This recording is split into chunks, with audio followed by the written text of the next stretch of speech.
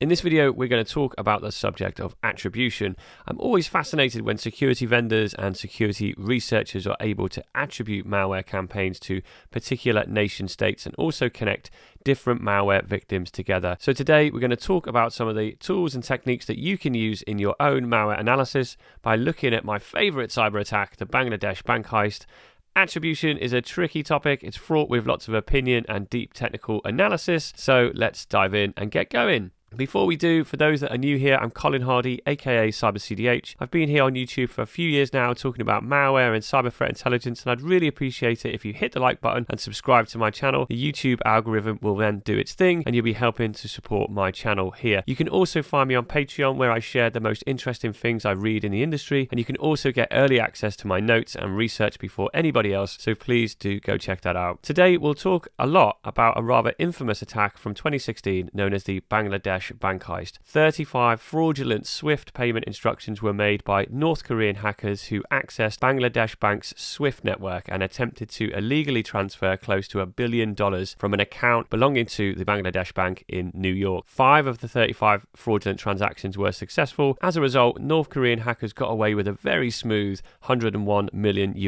You might be thinking this all sounds very familiar. I've already produced a video which talks about this attack, but today we're talking about the subject of attribution. But just on a note, some terminology as well. Many researchers and security vendors refer to North Korean state-sponsored hackers as Lazarus, and therefore if I use that term during the course of this video, I am in fact referring to North Korea. The malware samples used in the Bangladesh attack were well documented by BAE in their blog 2 bytes to 951 million. This was one of the most inspiring blogs I've read in the industry, not only because it shows just how powerful malware can be with very simple techniques, but also the way the attack is presented by BAE. It's extremely well written for technical and non-technical audiences as well. There were a few files found on compromised Bangladesh hosts. The main aim of them was to make phony SWIFT requests to transfer money between accounts and to erase any trace of the activity from both system and physically printed log messages. First thing to note is that these files, eventdiag.exe, eventsys.exe and mrofb.exe, were all deployed together as part of a kit to attack the SWIFT infrastructure in Bangladesh. Therefore, it's no surprise that we found that the code across each of these samples appears to be related. These files were also used in conjunction with gpca.dat, which is an encrypted config hiding many of the malware secrets. Within the gpca.dat config file, this is an encrypted config, we find amongst many other things a C2 IP address that the malware reaches out to, which is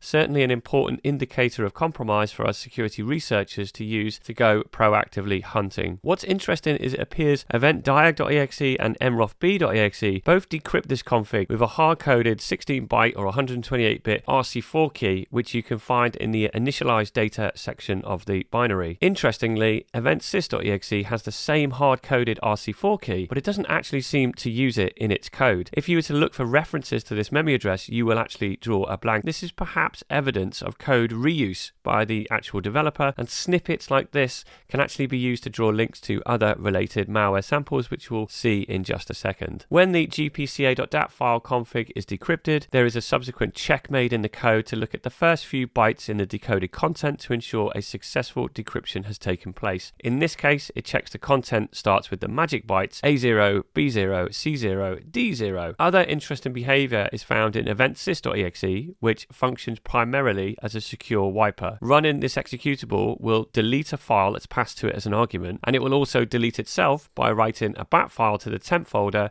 and executing the delete instruction within. Here's the content of the bat file, where you can see a pretty simple routine for the code check-in to see if the malicious file exists, and if so, executing the delete instruction. The secure wipe functionality is a little bit more sophisticated than the bat file, which is used to clean up the original binary. A technique is first used to overwrite the file passed to eventsys.exe with random content, then delete that file, which will render any attempts to forensically recover the original content useless. BAE wrote yet another great blog covering this particular element, from which I stole this very useful graphic. The code works first by assessing the command line arguments passed to the binary, and if the argument count is more than 2, the first argument is the application name, then the secure wipe function is invoked. No argument is passed, or after a secure wipe, the bat file is then dropped to clean up the original call-in application. Here's the logic of the secure wipe function, which reads in the file, fills the contents with random data, actually renames it to a random name, and then deletes it from the file system. So far then, we've seen some unique characteristics of the malware samples that were used in the Bangladesh attack, namely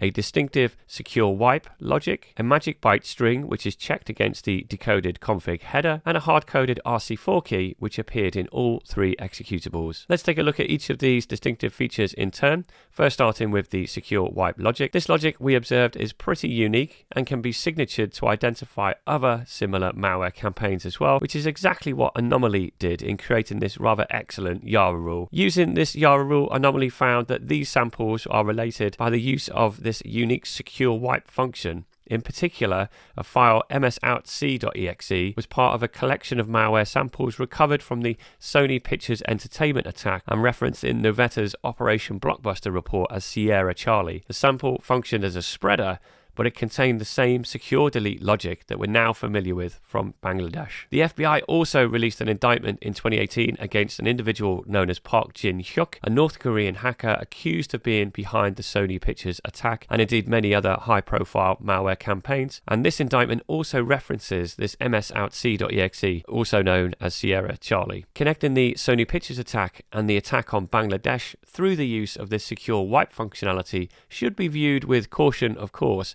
Kaspersky rightly state in their report Lazarus Under the Hood, they cite the SD Arrays open source project, which uses a very similar wiping function, and that there are many other data points that can be considered for attribution to the Lazarus aka North Korea threat actor group. Kaspersky cite Incident 1, which occurred in a Southeast Asian bank, which exhibited all the hallmarks of a Lazarus infection: RC4 encrypted configs, magic byte checks, patching Swift DLL files, and an extremely similar codebase. So Kaspersky even identified the malicious activity carried out in this unnamed bank was being performed the very same day of the Bangladesh attack, and this suggests the adversarial group were extremely organized, targeting multiple financial institutions in a coordinated attack. And in a weird turn of events, Kaspersky even found that Sysmon, a Windows admin utility which logs all system activity to the Windows event log, had been enabled, but the resulting log file had not actually been removed, which provided them with a plethora of details about process executions, command lines, and file hashes on the infected victims, as well as, of course,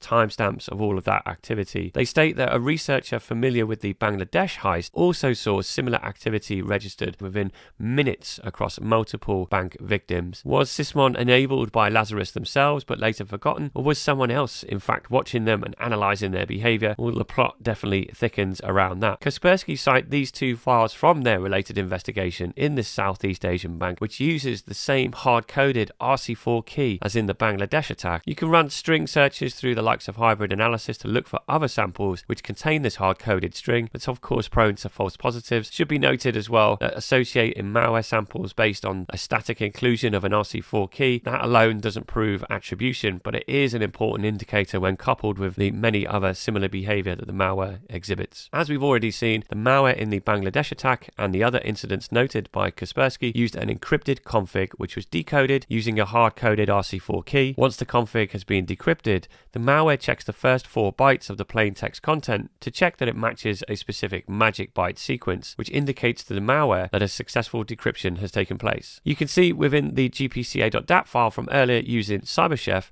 using hex view on the decoded output, and remembering, of course, that these bytes will be read in little endian format. It's often referenced how the malware attacks between Sony Pictures Entertainment, Bangladesh, and now this unnamed bank in Southeast Asia were using a very similar code base. And of course, what this generally means is the coding logic is written in a very similar way and often borrowed between samples. If you're a coder, you'll appreciate that libraries of code get reused. Techniques for accomplishing particular tasks tend to get written the same way if coded by the same author or group of authors. But there's something else that we can peer into for our malware attribution analysis. We can actually fingerprint the environment that the code was being developed in thanks to something called the rich header. What is the rich header? Well, taken from this abstract on Virus Bulletin some time back, ever since the release of Visual Studio 97 Service Pack 3, Microsoft has placed an undocumented chunk of data between the DOS and the PE headers of every native portable executable binary produced by its linker without any possibility to opt out. The data contains information about the build environment and the scale of the project, stored in a simple yet effective way using blocks of the following values: a product identifier, a build number, and the number of times it was used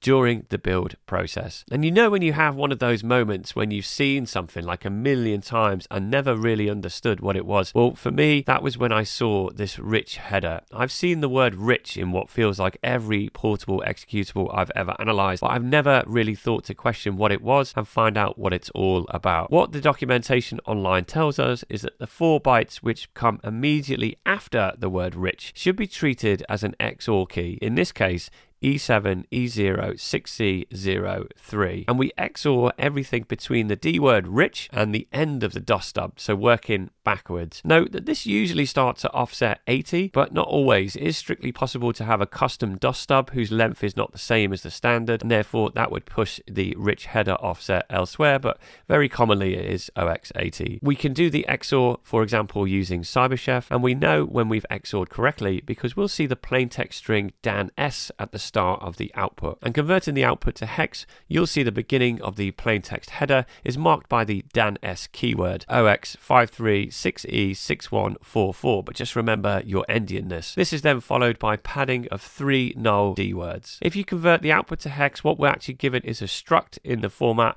of product ID, which is a word in length, build ID, a word in length, and count, which is a D word in length, a word being 16 bits and D word being 32 bits. The first 2 bytes are the product ID. The product ID represents a product from the Visual Studio development toolchain. These include objects like linkers, C and C++ compilers, MASM resources, imports, etc. One is assigned to every object file upon creation, and eventually all product IDs from every object file used in a project are collected and written into the resulting binary by the linker during the linking process. The next 2 bytes are the product version, which is also known as the build ID, and finally the count, which gives us some clues as to the scale of the underlying project. Here we can see the resulting decimal values for the first line in the rich header, and we can use that product ID and build ID to look up online the various compiler products that these actually map to. Thankfully, you can actually get this information from VirusTotal. I don't know how many times I've seen this data in the details tab of a sample within VirusTotal, and I've just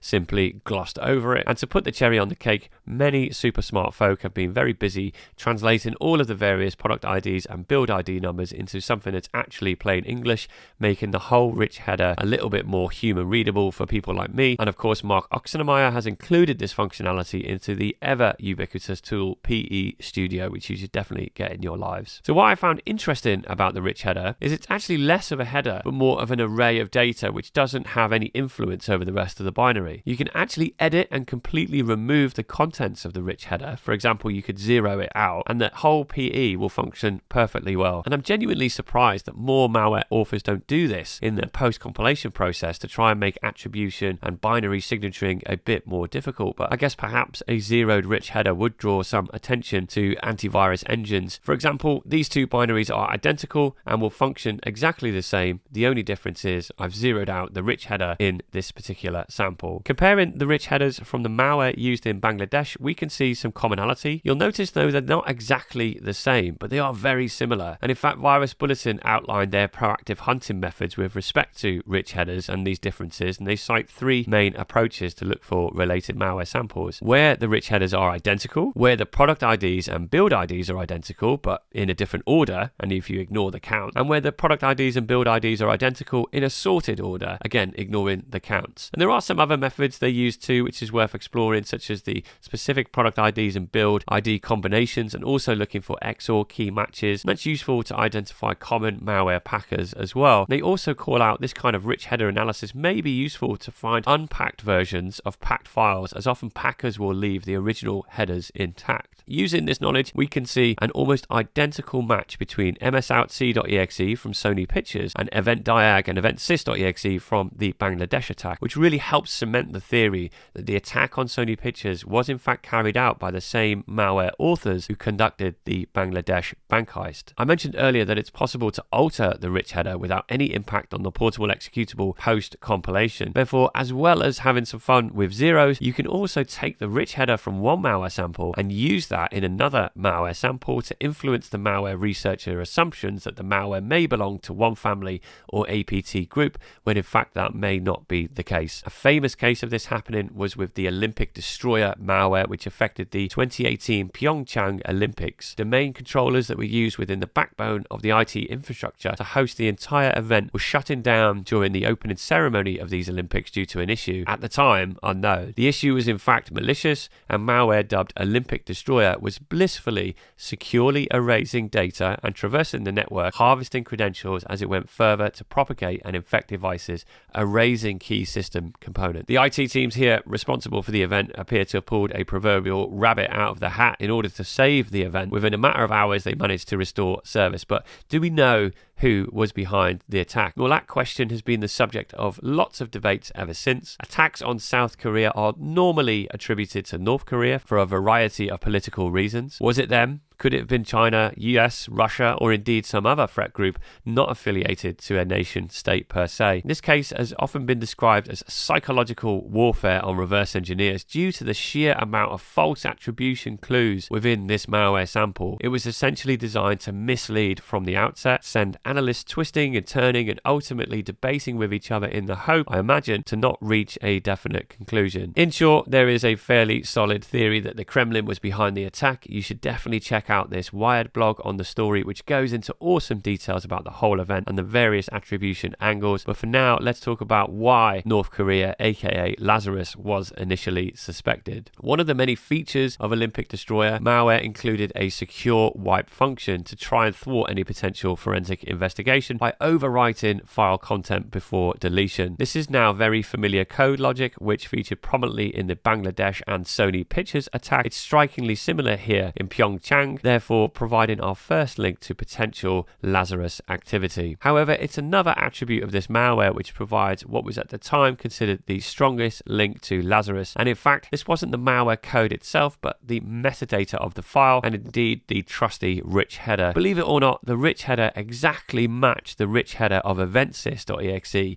which was used in the Bangladesh attack. So surely this was a smoking gun connecting these two malware campaigns together. If the files from the Olympic Destroyer and the Bangladesh attack shared the same rich header, it meant that they were built using the exact same environment, and having already found some similarities in the code, this could have meant that there was a real link between them. What some super smart folk noticed though is that through a visual inspection of the Olympic Destroyer file, it seemingly was created within a Visual Studio 6 environment, but they observed references to mscore.dll, and that DLL did not actually exist at the time. Furthermore, the folk at Secure List, they found that code was almost certainly developed within a Visual Studio 2010 environment due to the entry function that is only produced with the runtime library of Microsoft Visual C++ 10 using default optimizations. So this exact matching rich header had to be a complete false flag, and this was a real awesome find by the researchers involved, as the attribution game really was sending the malware community round in circles. Now it's time to talk to you about today's sponsor for this video.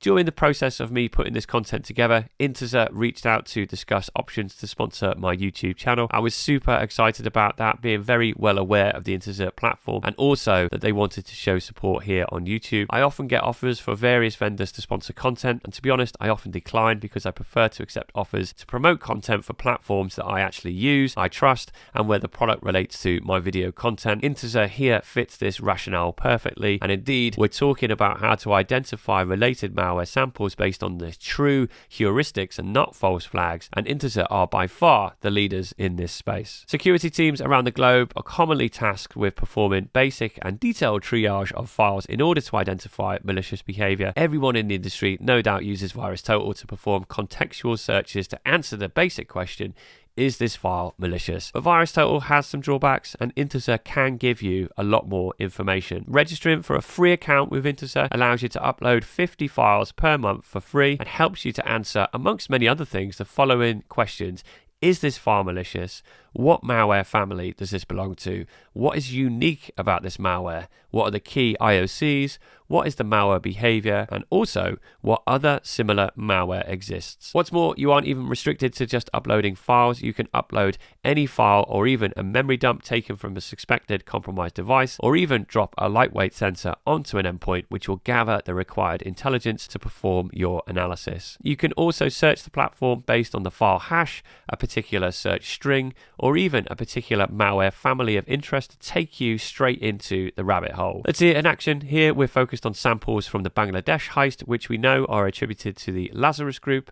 How can we find other samples related to this malware? We're searching for the event-diag.exe file hash, shows a few important results. Firstly, there's a clear indicator that the hash that we've just searched for is malicious. Also, we can see that the virus total detection rate, but interestingly enough, this is the number of virus total detections at the time it was first analyzed. And you'll notice presently there are many more detections for this malware. And so this is a cool feature to know how well detected this malware originally was. Additionally, we can also see that the main malware family is in fact attributed to Lazarus. Next, we can see the genetic summary. This percentage you see suggests that 97% of this code has been seen in other Lazarus malware. You can drill down into these code genes, strings, and also the MITRE capabilities of the malware as well. And what I like about the string section is the fact that each string is tagged with the malware family that it relates to, and you can easily then drill down into related samples that contain that specific string artifact. You can also use the handy filters to show only certain types of families, such as strings commonly found in packers or even common libraries. And I find that particular feature very cool when you're hunting right down the rabbit hole. There's also an option to perform dynamic execution of the sample as well. That's going to populate the TTPs, the IOCs, and behaviors tabs with the results, and that's much easier to read and understand than many other leading online sandboxes. But the true power of Intezer's threat hunting comes from the related samples tab. This is going to instantly show you malware samples that are directly related to the sample that you've searched for and show you how many common genes are present within those related samples. In this case, some of the related samples shown by Intezer are known to us from Bangladesh, as we'd expect, but there's also 2 more samples listed. msoutc.exe, that is the malware that was used in the Sony Pictures attack. Digging into that, we can see code gene links to WannaCry, and then the ability to drill down into the specific area of code that links these campaigns and strings common to this malware. But there was another sample too, one that I've not seen before. An analysis of this sample shows related samples to Distova malware, and also malware labeled as Blockbuster, which refers to the Novetta Operation Blockbuster report from 2016. But notice the code gene section. This malware is almost identical to the msoutc.exe Sony Pictures malware. So we now have our hands on another related sample with more forensics, compiler timestamps, rich headers, strings, and all other good intelligence stuff for us to get our teeth into. I really admire the Intezer platform. So many of the features that are extremely valuable to security analysts and threat hunters alike are free of charge, with a 50 sample allowance each month, which I think is pretty generous to get started. Of course, there's a commercial model to the platform aimed at enterprise users. If you're a decision maker or influencer in a security team in your organization, you should definitely give consideration to Intezer and how it can help mature your security analysis. If you want to get a quick view on whether a file is malicious, or if you want to deep dive into APT threat hunting, Intezer has definitely got a solution for you, and it's free to get going. It's been a really hectic past few months for me personally, having started a new job building and leading a security operations team, and whilst that's an enormous amount of fun, it's also very time consuming, and I've not produced nearly as much content as I've wanted, and I've missed many personal deadlines, but I'm always so grateful to the support that I have on Twitter, here on YouTube, and also on Patreon. You guys are all rock stars with your questions, your comments, and feedback and likes. They really do keep me motivated to keep learning and keep sharing with you. Once again, if you want to get early access to my research notes like this one that supports this video, then please check me out on Patreon, and you can also find the link below in the description. It's been my pleasure to have you watch from your side of the screen. You can find me on Twitter at CyberCDH, on Patreon too, and of course, please like and subscribe to me here on YouTube. Take it easy, keep well, until next time.